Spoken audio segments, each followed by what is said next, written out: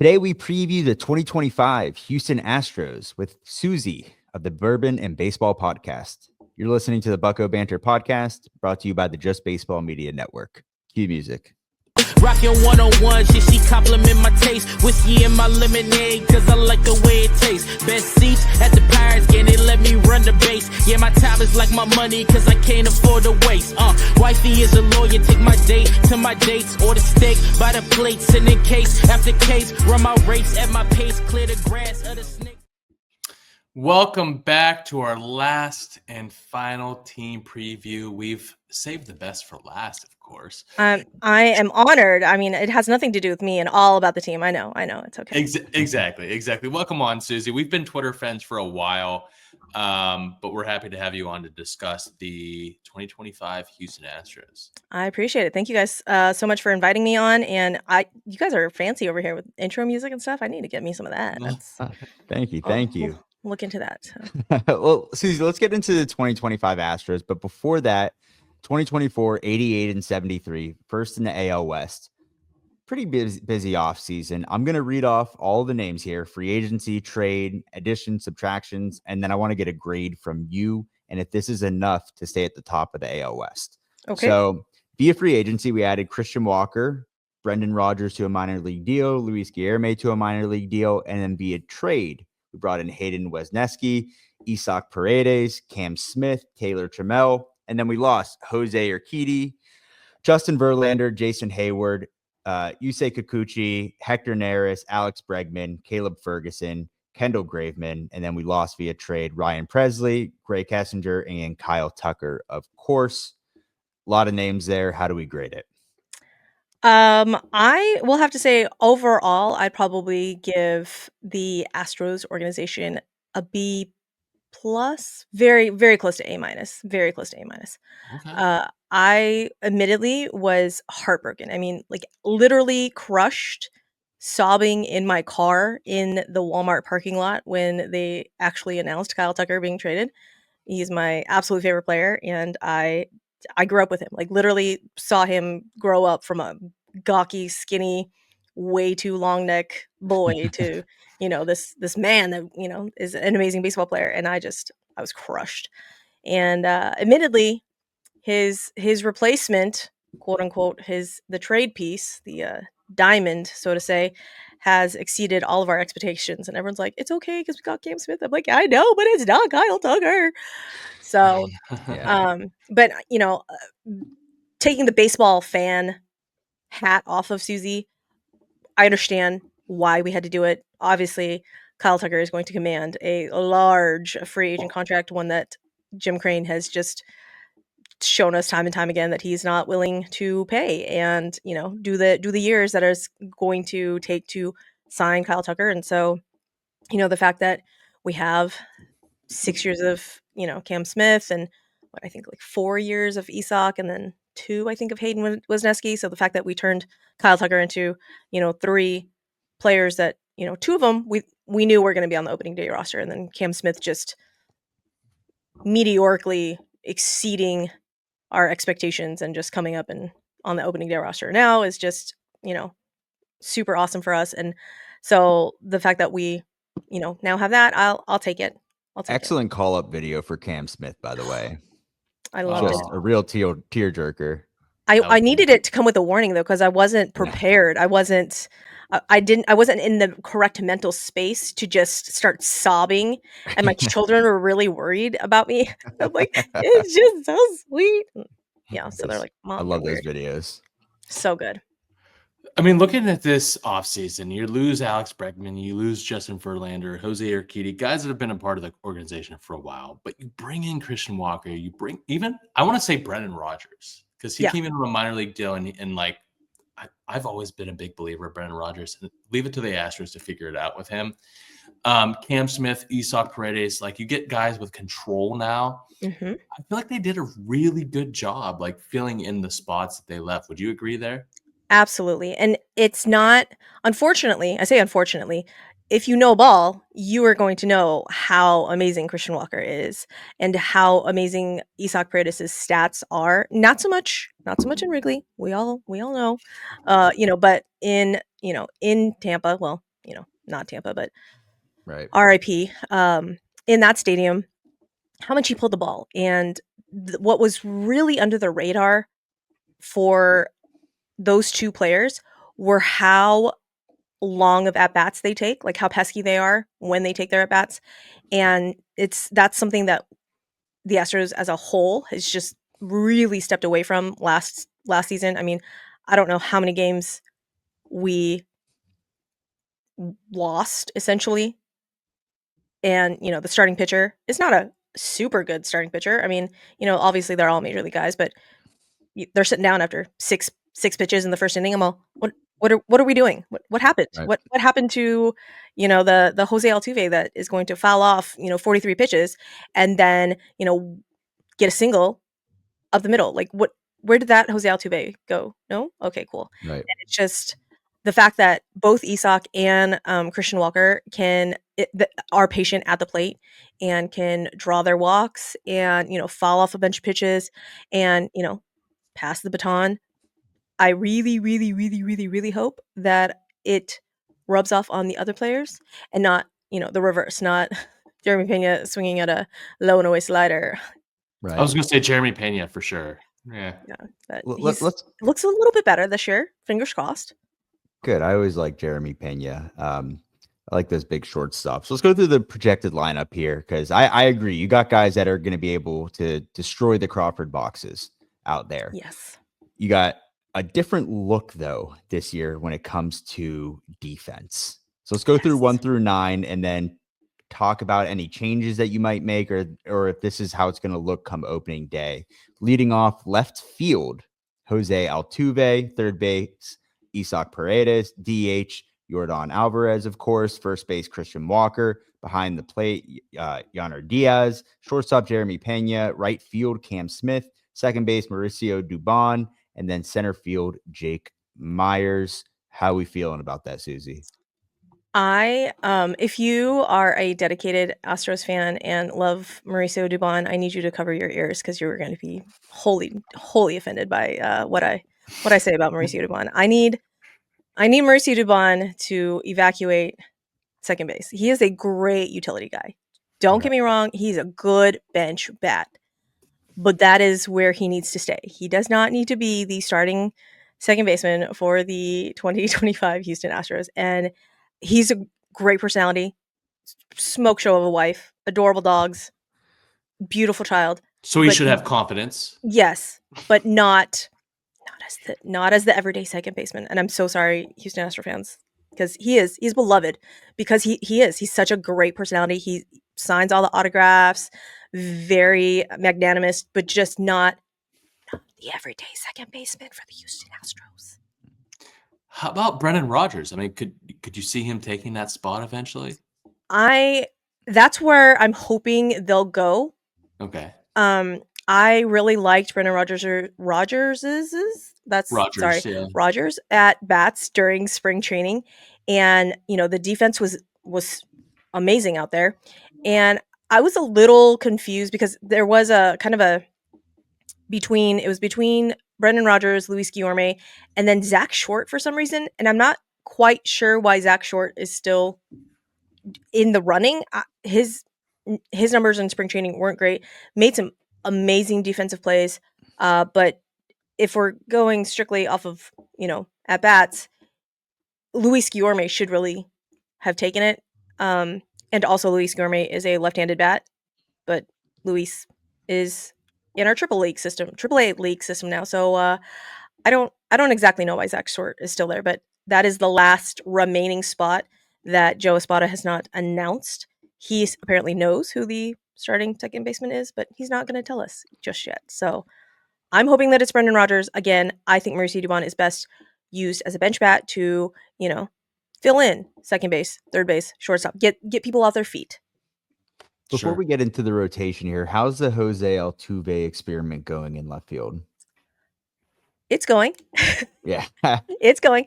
Honestly, he is, there are going to be mistakes made out there. Just no ifs, ands, buts about it. There's just, the guy has played second base for 14 years and, he's played 30-ish, spring training games out there, not even. and it's his first time ever, and he is, slight of stature, our short king, so possibly the shortest outfielder you've ever seen, but he's so athletic that he will make the plays. Like, he will do it, and it's just gonna take time. It's just gonna take reps, and so it'll be fine.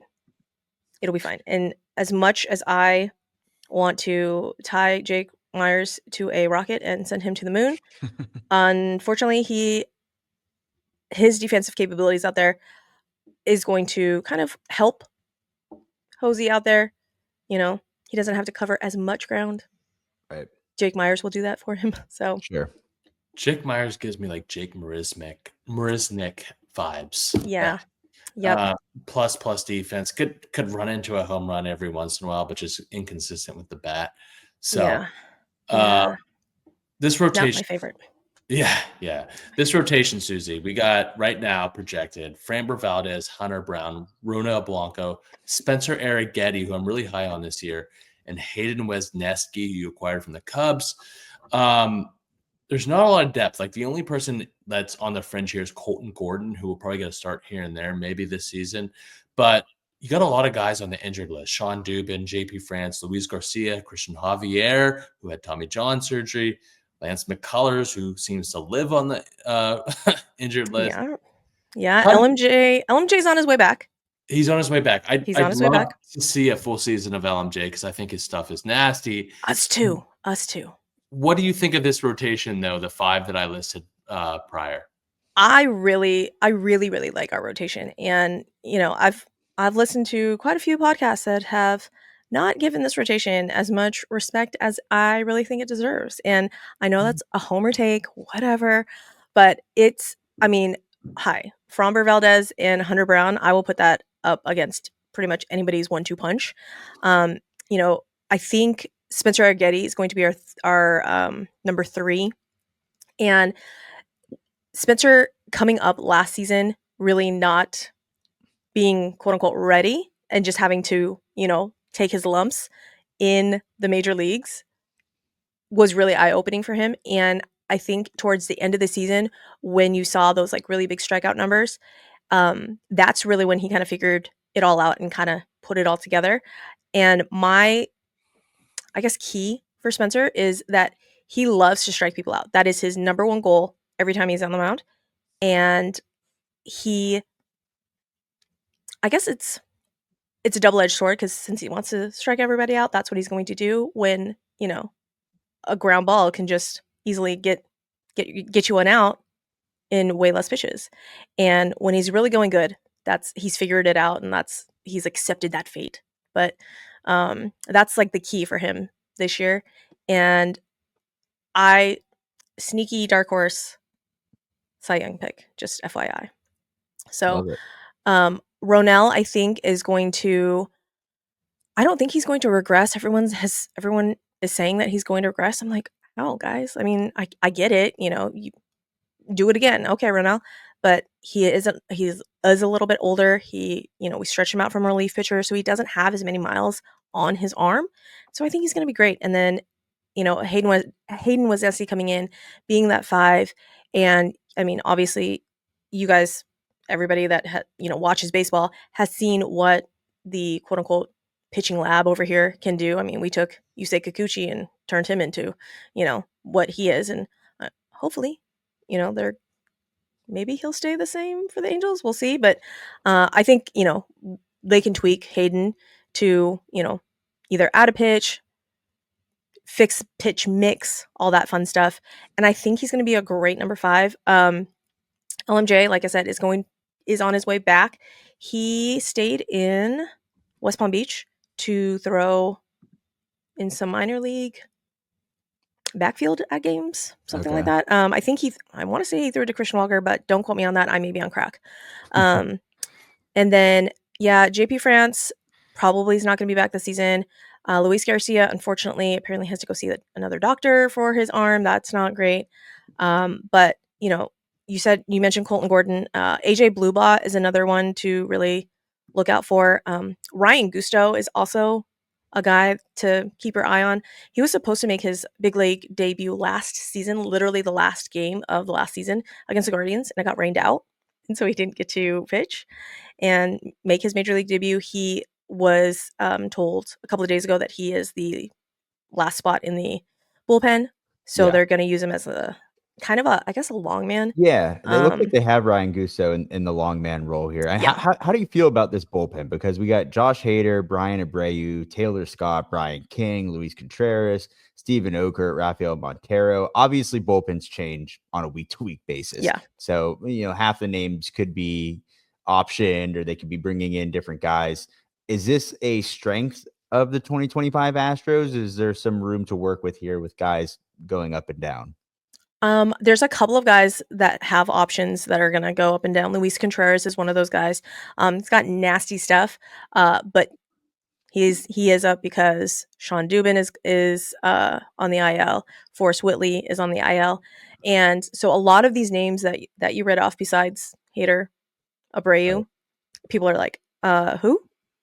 Yeah. Who's Brian King? And so I'm confident in them because I've seen them. Now Taylor Scott worries me just a little bit. I'm not quite sure if what happened, but his command hasn't looked great in spring. So I'm just kind of hoping that just shaking off the rust still. But Brian King is nasty. We've got a lot of young guys and a lot of guys that are kind of proving it. But I don't doubt our pitching lab, quote unquote. And if I had to sit through the 2018 bullpen, so this is Yeah. a piece of cake. I'm good. Suzy, how about some prospects that you're excited to follow this year, who you think could make an impact? I know you just mentioned AJ Blueball; he was actually on my list, but are there any others that you're excited to follow? Or Um, those are probably it. I mean, Bryce Matthews is one of those ones that probably keep your eye on. Great defense. Matt is still coming along. Jacob Melton is another yeah, guy to keep your eye on. I mean, truth be told, bring him up. DFA Jake Myers. I'm just kidding. Don't do that. But he, another guy to watch. Zach DeZenzo also made the opening day roster, and if Cam Smith wasn't doing Cam Smith things right now, we would all be talking about Zach DeZenzo. So our quote unquote prospects are all coming up and doing the things that we want them to do. So besides that, there's a couple of guys like Walker Yannick, our last our catcher Sam that we Houston just State. drafted. And I don't know if it's a Dana Brown thing or what, but they've been really kind of going after like homegrown guys. Like Luis Contreras, I think is from Houston. Obviously, Hayden Wesneski is from here. I want to say there's one other one as well that's in the bullpen for Sugarland. That's also Nick Hernandez, I think, is also from the Houston area. But just a lot of like homegrown guys, and I kind of love it, honestly. I mean, there's a lot to pick from in Houston. That's a Yeah. big baseball area, so For sure. it's like For sure. Atlanta with the Braves. They are known to draft and develop guys out of that area. So Yes. Yep. Suzy, what about a pick to click? Who on this roster is going to help take the Astros to the next level this year? So my head wants to say Jeremy Pena. I mean, I think that's with his, rookie season coming out and, winning the MVP of the 22 World Series. He set the bar real high for him. And so his Right. fall from grace was really, really hard for all of us, me especially. But I think this is the season that he kind of matures and grows up and stays away from those low and away sliders. Fingers Yeah. crossed. But I think that's what Joe Spada had said, that was his pick to click. My pick to click, however, I really, really, really need him to come back and be that player that we had in 22 and in 23, and that's Chas McCormick. And now that Cam Smith is going to be the everyday right fielder, I don't exactly know how Chas is going to do that, but I have faith in Chas McCormick and to do the things that he needs to get everyday at bats again. I don't know how that's going to work though. I mean, I Jake, think as a bat, like he can play center field as a bat. He probably provides a little bit more than Jake Myers. So I feel like we'll probably see him in the lineup more as an offensive upgrade over fingers Jake. crossed. Fingers Fingers crossed. crossed. All right, Suzy, before we let you go, how about a 2025 prediction? It could be team or player oriented. I mean, the Astros are inevitable. So 2025, Houston Astros, AL West champs again. AOS Yep. champs. I like that because I think the AOS is wide open. So I love that. I think they're definitely up for the taking there. But this should be an interesting team to follow this year. For sure. Yeah. It's gonna be really exciting. I need everybody to temper their excitement about Cam Smith. Like we all love him. We've all seen what he's done, but when the book is out on him, 2 months in, and everybody's not throwing him four seamers any longer, and he goes Right. through a cold period. I need everybody not to lose their minds and be like, "Oh my God, send him down!" Blah blah blah. Give the kid some time. Yeah. So That's baseball. That's baseball. Well, Suzy, we appreciate you joining us. Where can our listeners find your work at? definitely at Bourbon and Baseball on YouTube, on any sort of streaming platform, Apple, Spotify, any of the ones that I'm not positive that's out there. But you can find us on social media, on Instagram, Bourbon and Baseball Pod, on Twitter. I'm old, so I'm going to keep calling it Twitter. I'm not going to call it X. And Same that's here. okay. Good. Everyone's like, oh, on X. I'm all, no, I'm sorry, that's not going to happen. That's Bourbon in. That's the letter N, B-ball. That's where I do a lot of my posting about the show, about players, about, other teams as well. So if you don't follow the Astros, if you don't like the Astros, we also have another show called Bourbon and Baseball, All the Balls edition. And that's where we talk about literally all of the teams. We cover all of the news from all of the teams. So, I understand that this is the Astro-centric portion of Bourbon and Baseball, but we do have an All the Balls edition where we talk about all the teams. So Love it. Well, thanks again and good luck this season. And, maybe we get to do this again soon sometime. fingers crossed. I'd love to have you guys on and, talk about Jared Jones and what are we doing with poor Jared Jones's arm? Can he have my arm? Like, If you're, probably. I'll get He my could have arm my too, yeah. elbow, but Yeah. it would downgrade him significantly. So I don't want to do that. Yeah. It seems like he's going to be okay. But yeah, no, we'd love to come on, Suzy, and appreciate you coming on and previewing the Astros. Well, thank you guys again. I appreciate y'all. And are you guys going to play like really cool outro music as well? It will on the YouTube. Okay. Not here. So we're about to log off here, but if you go over to the YouTube and check it out, the outro music will be present. Very cool. All right. Well, thanks guys. I appreciate y'all. Best seats at the Pirates game, they let me run the base. Yeah, my time is like my money, cause I can't afford to waste. Wifey is a lawyer, take my date to my dates or the steak by the plates and they